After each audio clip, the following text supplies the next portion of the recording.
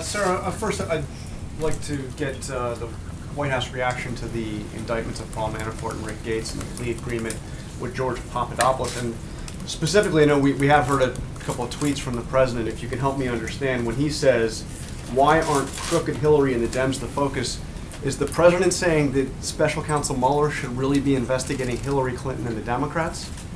And is he going to rule out once and for all firing Robert Mueller? Look, I'll address the second question first. The President said last week, I believe it was last week, and I've said several times before, there's no intention or plan to make any changes in regards to special counsel. But look, today's announcement has nothing to do with the president, has nothing to do with the president's campaign or campaign activity. The real collusion scandal, as we've said several times before, has everything to do with the Clinton campaign, Fusion GPS, and Russia. There's clear evidence of the Clinton campaign colluding with Russian intelligence to spread disinformation and smear the president to influence the election. We've been saying from day one there's been no evidence of Trump-Russia collusion, and nothing in the indictment today changes that at all. But the George Papadopoulos agreement is about the campaign. It is specifically about the campaign. It has nothing to do with the activities of the campaign. It has to do with his failure to tell the truth. That doesn't have anything to do with the campaign or the campaign's activities. But it is the clearest evidence yet of ties between the Trump campaign and Russian officials. So again, there are no activities or official capacity in which the Trump campaign was engaged in any of these activities. Most of them took place well before the campaign ever even existed. John? Sarah, can you just explain what George Papadopoulos' role with the campaign was? It was extremely limited. It was a volunteer position. And again, no activity was ever done in an official capacity on behalf of the campaign in that regard. What about the outreach that he was making to campaign officials to try to put together this meeting? You mean that the outreach that was repeatedly denied and pushed away and said what I meant. We're not going to take any action on that? Can you explain what happened with his outreach? He reached out and nothing happened beyond that, which I think shows, one, his level of importance in the campaign, and two, shows what little role he had within coordinating anything officially for the campaign. Sarah, does the president regret having hired Paul Manafort to be his campaign manager? And is he and the rest of the White House concerned that this issue will distract from tax reform and the other domestic policy and foreign policy? We're not worried about it distracting because it doesn't have anything to do with us, because this is something that is action that took place outside of the campaign or campaign activity. And as far as whether he regrets having hired him to be a campaign manager? I didn't ask him that question specifically. Sarah, how can you describe Mr. Papadopoulos as having a limited role when there's a photograph of Mr. Papadopoulos sitting at a table with then candidate Trump thousands at a of national photographs security with meeting. millions of people. And, so he was also cited by then candidate Trump in a meeting with the Washington Post as to who his top foreign policy advisors are. That seems to fight against what you're saying. And also, how is it not collusion when George Papadopoulos is in contact with various people who are promising dirt on Hillary Clinton? A series of events that closely mirrors what occurred with the president's own son. This individual was on a in pursuit of information that was damaging about the Clintons. How is all of that not collusion? Look, this individual was the member of a volunteer advisory council that met one time over the course of a year, and he was part of a list that was read out in the Washington Post. I'd hardly call that some sort of regular advisor, or as you want to, push that he's like a senior member of the staff. It's he was not paid by the campaign. He was a volunteer on a council that met once. And we're worried about what you say about these collusion activities, Sarah. He was pursuing information from the Russians. Again, he was a volunteer. I think that's something you need to ask him. I'm not here to speak on behalf of the thousands of people that may have volunteered on the campaign. Major. Sarah, just so we have the terminology straight, when you say George Papadopoulos had no official capacity, what do you mean by that? I mean, he was a volunteer on the campaign and a volunteer member of an advisory council that met one time. So his activities were entirely of his invention. No one asked him to do any of these things. Is that what you're telling the American public?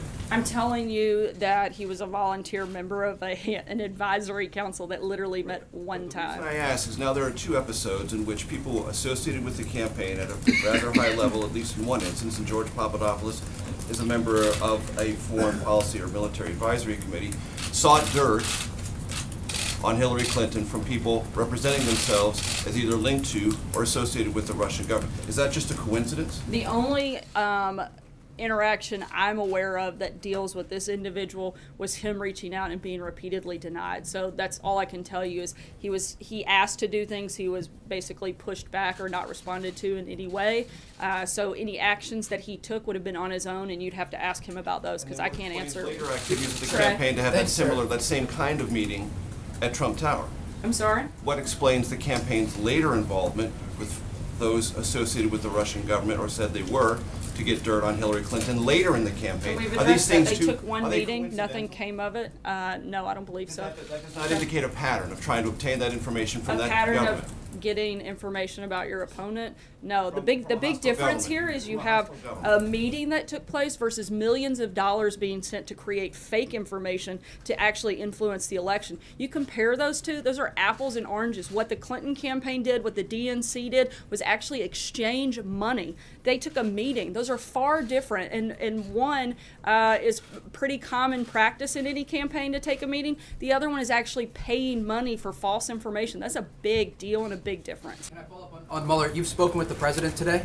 Yes, I have. Can you give us a little bit about his reaction to the news this morning? Obviously, news that swept the nation's capital. But how did the president respond to this news about two people who did work for his campaign?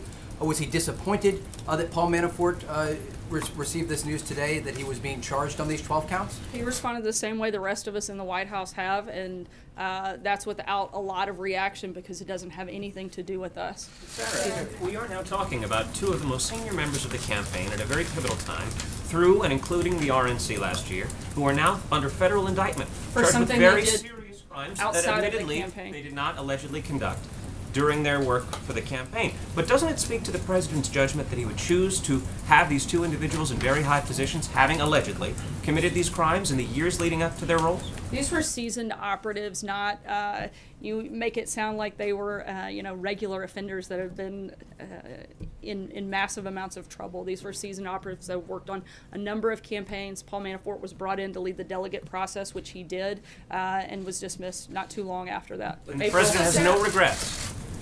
Again, I didn't ask him that question specifically. April. What leads you to believe that this will conclude soon, the Mueller investigation? Have you been given a heads up? What? Those are the indications that we have at this time. I can't go, And any, also, I do you can't go any believe further than that. indications from who and where?